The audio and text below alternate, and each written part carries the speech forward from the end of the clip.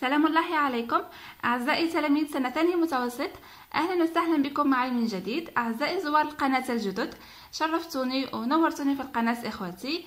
ما تنسوش من فضلكم دعم القناة، يعني الضغط على زر الاشتراك وكذلك تفعيل الجرس وكذلك الضغط على زر الجام حتى تعم الفائدة على الجميع إن شاء الله.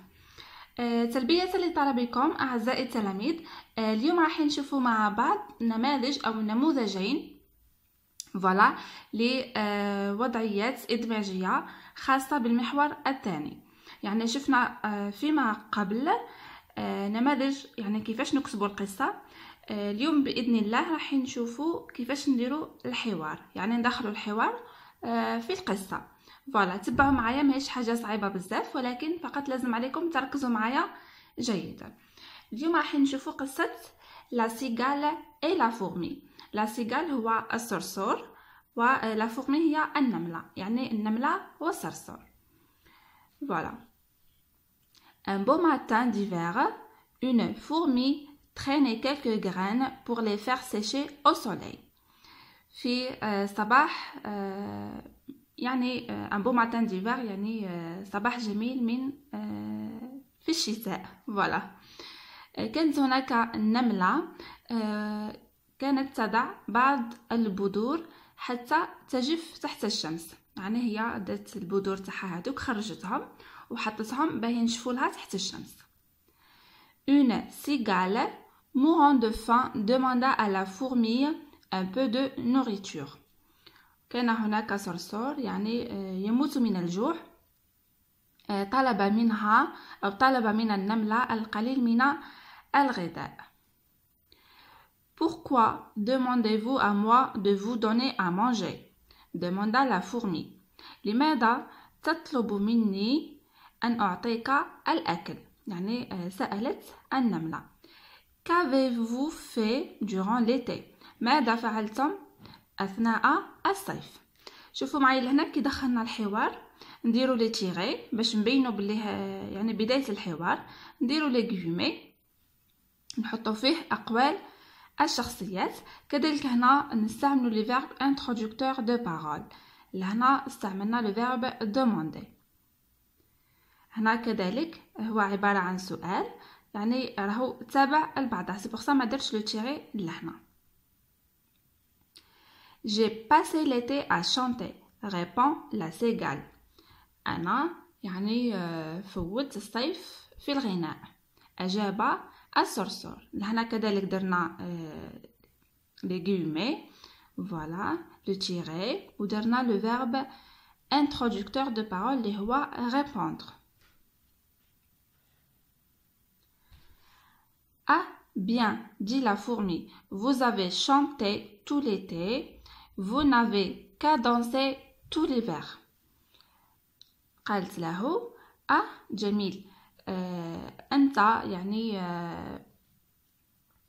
أضعت الصيف في الغناء، ليس لك سوى الرقص في الشتاء. يعني قالت له أنت كنت في الصيف تغني، دوكا كي يجي الشتاء ما عليك غير ترقص.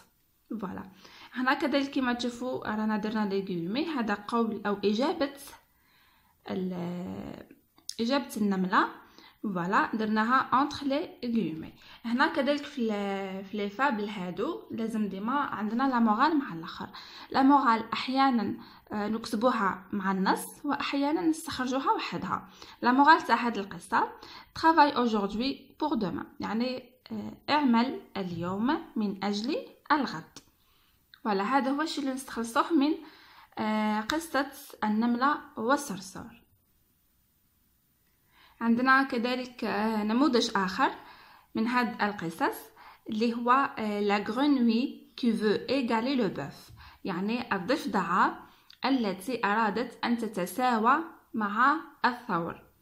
فوالا يعني هي قصة معروفة. ضفدعة هي صغيرة الحجم ولو بوف كما نعرفه هو كبير الحجم، هي حبت توصل لهذاك الحجم تاع الثور. نشوفوا النهاية تاعها في الأخير. Une grenouille regarda un bœuf qui lui sembla de belle taille. Elle, qui n'était pas grosse en tout comme un bœuf. هناك ضفدعة كانت تنظر إلى الثورة، والذي يعني ظهر لها أنه في حجم جميل، نبالتاي، يعني عنده نبالتاي فوالا. وهي التي لم تكن ضخمة مثله. La grenouille demande: Regardez bien mon frère, dites-moi, je suis grosse comme vous? الضفدعة سألت: انظر جيدا إلي وقل لي، هل أنا ضخمة مثلك؟ هنا نديرو لو تيري باش نبينو بلي بدينا الحوار. نديرو لي دو بوين ابري لو فيرب انترودكتور. لو فيرب انترودكتور كيكون قبل لي غومي نديرو لي دو بوين فوالا، ونفتحو القوسين يعني ونقولو الكلام تاع لا غرونوي فوالا. Le bœuf répond: Pas encore ma chère, ma petite. voilà. يعني الثور أجاب: ليس بعد يا صغيرتي. هنا كذلك الإجابة تاع الثور. Le bœuf répond ورا le verbe introducteur نديرو les deux points ونفتحو les guillemets.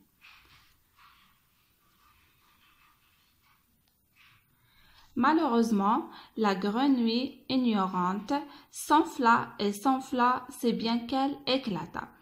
للأسف أو لسوء الحظ، الضفدعة المتجاهلة أو يعني اللامبالية يعني كما نقولوا نفخت روحها ولا بقات تنفخ في روحها بدون ما تتنفس حتى انفجرت. On voit donc que chaque personne doit vivre à son niveau et qu'il ne faut pas se comparer aux autres. نرى هنا يعني إذن أنه كل شخص يجب عليه أن يعيش حسب مستواه، وكذلك لا يجب أن نقارن أنفسنا مع الآخرين. فوالا، هذه هي لا مورال تاع القصة هذه. يعني المقارنة ما تكونش في حوايج كيما هادو باغ اكزومبل، ولكن الانسان يحاول يقارن روحو بحوايج ايجابيه. كي تشوف باغ اكزومبل كلكان عنده حاجه فريمون مليحه، حاجه في العلم، حاجه في الاخلاق، حاجه في يعني الانسان يقارن روحو صح ويحاول انه يوصل لهذاك الشيء المليح، ماشي نقارنوا في اي حاجه وحنا نقولوا نقارنوا روحنا بالناس الاخرين. فوالا، هذه هي العبره من هذه القصه.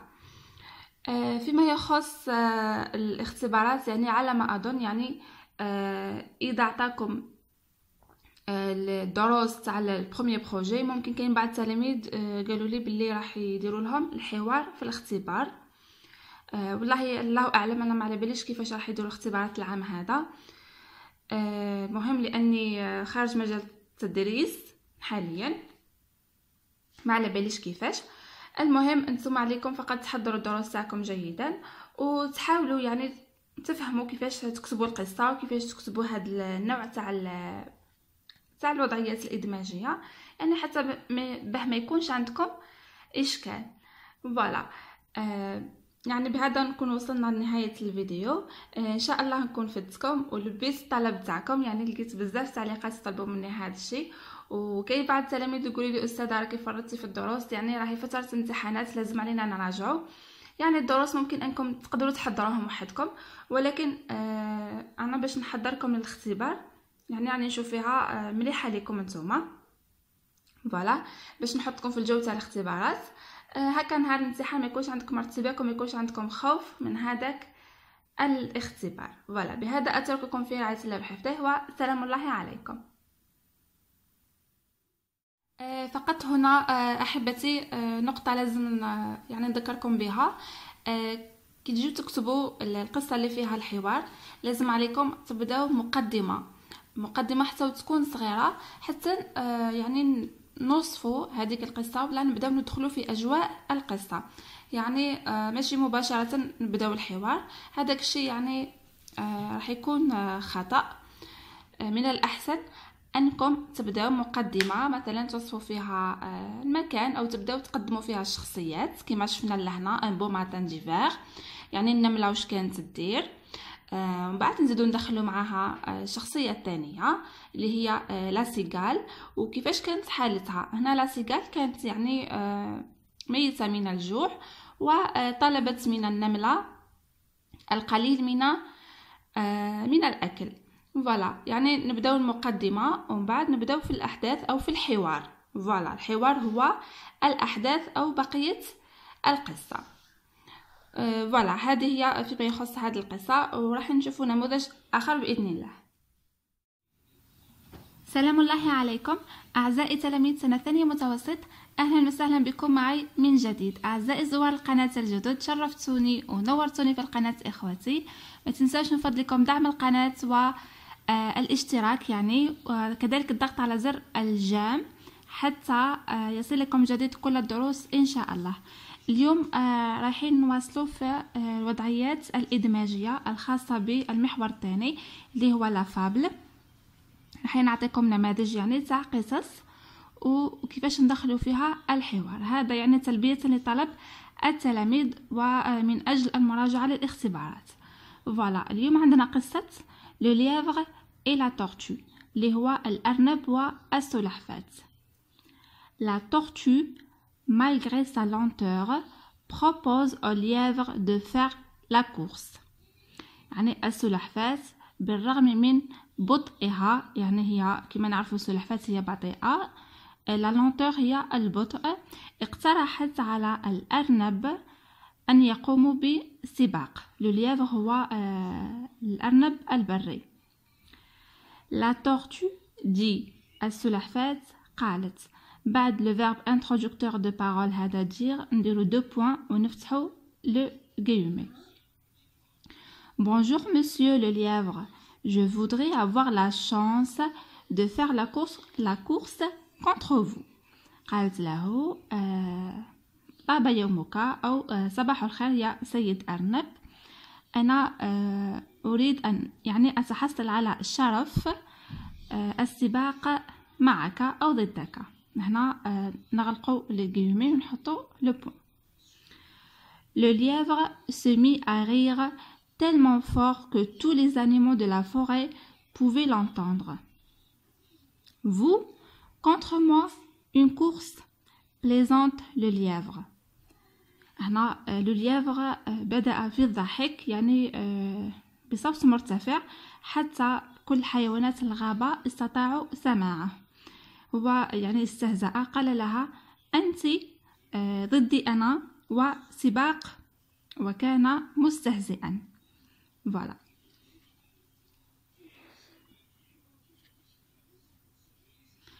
La tortue et le lièvre placèrent sur la ligne de départ. Le lièvre assurait, dit « Je suis sûr que je vais gagner ». يعني السلحفاة والأرنب كانوا على خط الانطلاق أو بداية السباق. الأرنب وكان واثقا من نفسه قال Je suis sûr، أنا متأكد أني سأربح، يعني je vais gagner. Après avoir couru un moment, le lièvre s'arrêta et dit، يعني بعد أن جرى لفترة الأرنب توقف وقال. هنا نديرو لي 2 بوين نفتحو لي guillemets. Je me repose un peu، قال الأرنب الآن سأرتاح لوقت قليل. هنا نغلقو لي guillemets لأن قول الأرنب انتهى.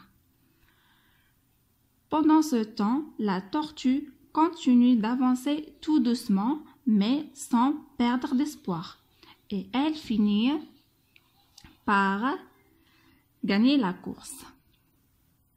في هذا الوقت يعني الوقت اللي كان فيه الأرنب يرتاح، السلحفاة واصلت تقدمها يعني ببطء أو بهدوء، ولكن بدون أن تفقد الأمل، وفي النهاية هي ربحت السباق. هنا واش نستخلصوا من هاد القصة. Enfin, le lièvre comprend qu'il ne faut jamais sous-estimer les capacités des autres. في النهاية الأرنب فهم أو اقتنع أنه لا يجب أبدا أن نستهزئ بقدرات الآخرين. هنايا لي كاباسيتي هي القدرات.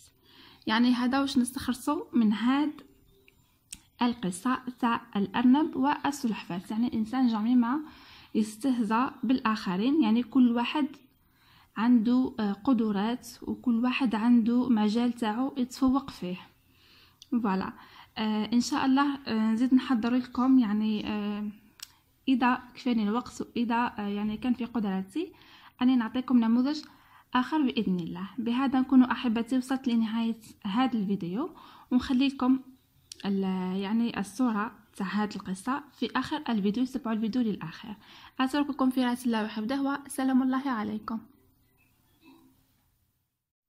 سلام الله عليكم أعزائي تلاميذ سنة ثانية متوسط، أهلا وسهلا بكم معي مجددا.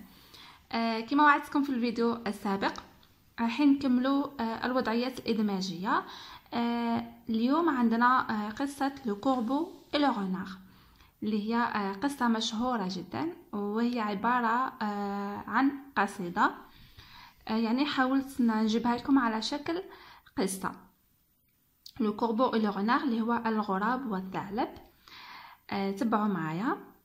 Un corbeau ayant volé un morceau de viande s'était perché sur un arbre pour le manger. كان هناك غراب سرق قطعة لحم. يعني في بعض القصص يقولوا باللي هو يأكل في قطعة لحم، وبعض القصص الآخر يقولوا له يأكل في قطعة جبن، يعني un morceau de fromage. يعني ما كاش مشكل، المهم القصة كاملة. وذهب يعني أو حط على شجرة حتى يأكله. Lorsqu'un renard l'aperçut et lui dit، وعندما رآه ثعلب قال له: De quel éclat, ô corbeau, brille votre plumage. Si vous chantiez, vous seriez le roi des oiseaux. قال الثعلب للغراب: كم هي لامعة ريشك، أو كم ريشك لامع. يعني لو بلوماج هو الريش تاع الغراب. وإذا غنيت ستكون أنت هو ملك العصافير. Le corbeau voulut montrer sa voix, mais il laissa tomber le morceau de viande et poussa un grand cri. الغراب أراد أن يريه صوته أو أن يسمعه صوته، ولكن هو ترك قطعة اللحم تسقط من فمه وصرخ، يعني صراخ مرتفع. Le renard s'en saisit avec avidité et dit: Ô corbeau, si tu avais aussi du jugement, il ne te manquerait rien pour devenir le roi des oiseaux.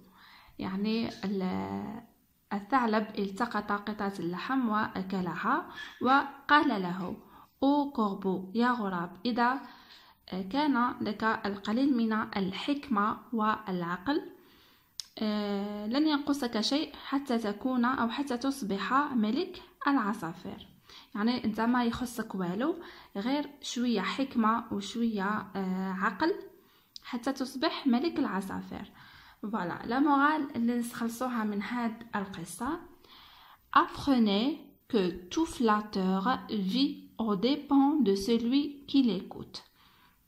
يعني كل متملق يعيش على حساب مستمعه. فوالا هذا هي لا مورال تاع هاد القصة.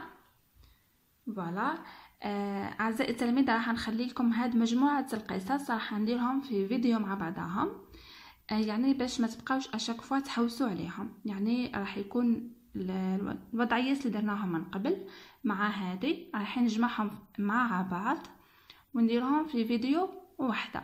فوالا بهذا اترككم في رعايه الله وحفظه، وسلام الله عليكم.